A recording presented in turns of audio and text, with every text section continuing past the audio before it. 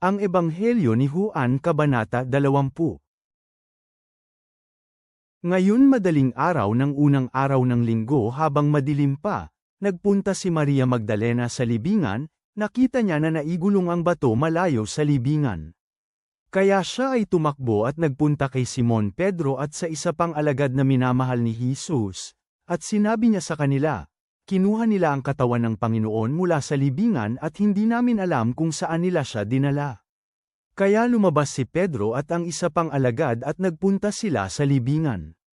Kapwa silang tumakbong magkasama, naunahan sa pagtakbo ng isa pang alagad si Pedro at naunang dumating sa libingan. Yumuko siya at tumingin sa loob, nakita niya ang telang lino na nakalatag doon, ngunit hindi pa siya pumasok sa loob.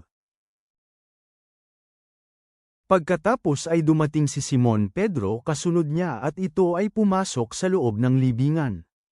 Nakita niya ang mga telang lino na nakalatag doon at ang tela na dati ay nasa kanyang ulo. Hindi ito kasamang nakalatag sa mga damit na lino ngunit ito ay nakabalumbon sa lugar kung saan ito nakalagay. At ang isa pang alagad ay pumasok rin, na unang dumating sa libingan, nakita niya at siya ay naniwala.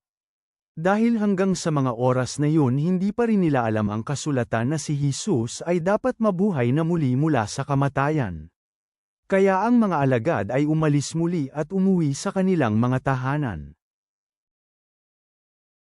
Gayunpaman si Maria ay nakatayo sa labas ng libingan na tumatangis, habang siya ay umiiyak, yumuko siya at tumingin sa loob ng libingan. Nakita niya ang dalawang anghel na nakaputing kasuotan na nakaupo, isa sa may ulunan, at ang isa sa may paanan, kung saan ang katawan ni Jesus ay inihiga. Sinabi nila sa kanya, "Babae, bakit ka tumatangis?" Sinabi niya sa kanila, "Dahil kinuha nila ang aking Panginoon at hindi ko alam kung saan nila siya inilagay." Nang sinabi niya ito, napalingon siya at nakitang nakatayo doon si Jesus. Ngunit hindi niya alam na ito ay si Jesus. Sinabi sa kanya ni Jesus, "Babae, bakit ka tumatangis? Sino ang hinahanap mo?" Akala niya na siya ang hardinero kaya sinabi niya sa kanya, "Ginoo, kung kinuha ninyo siya, sabihin ninyo kung saan ninyo siya inilagay at kukunin ko siya."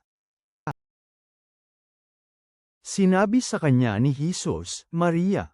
Iniharap niya ang kanyang sarili, at sinabi sa kanya sa Aramaic, "Rabboni," ibig sabihin, Guro. Sinabi sa kanya ni Jesus, "Huwag mo akong hawakan, dahil hindi pa ako nakakaakyat sa Ama.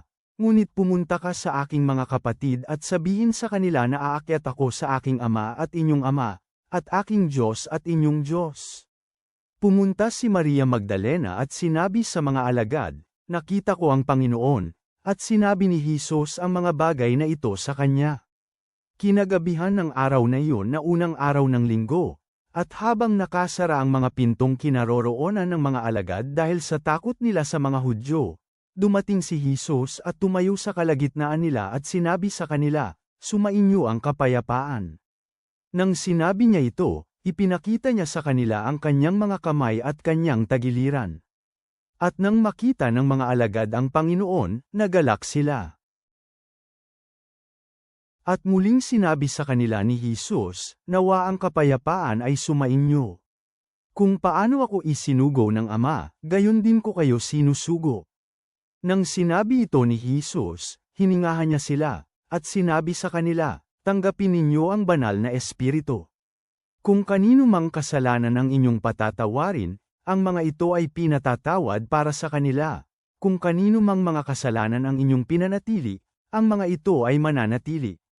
Si Tomas, na isa sa 12, na tinatawag na Didimo, ay hindi nila kasama nang si Jesus ay dumating. Paglaon ay sinabi ng iba pang mga alagad sa kanya, "Nakita namin ang Panginoon."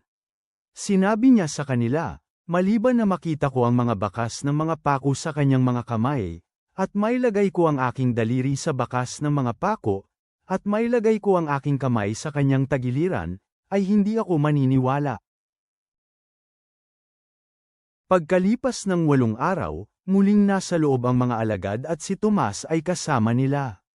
Dumating si Jesus habang ang mga pinto ay nakasara, tumayo sa gitna nila at sinabi, "Nawa ang kapayapaan ay sumainyo." At sinabi niya kay Tomas, "Iabot mo dito ang iyong daliri at tingnan ang aking mga kamay, iabot mo rito ang iyong mga kamay at ilagay sa aking tagiliran, huwag maging walang pananampalataya ngunit maniwala ka." Sumagot si Tomas at sinabi sa kanya, "Aking Panginoon at aking Diyos." Sinabi sa kanya ni Jesus, "Dahil nakita mo ako, ikaw ay naniwala." Pinagpala silang mga hindi nakakita ngunit naniwala. Ngayon, si Jesus ay gumawa ng maraming mga tanda sa harapan ng mga alagad, mga tandang hindi naisulat sa aklat na ito.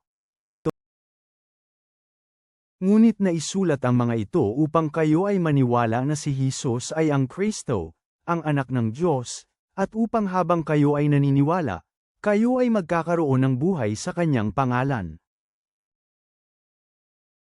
Aleluya! Si Jesus ay nabuhay na muli mula sa mga patay.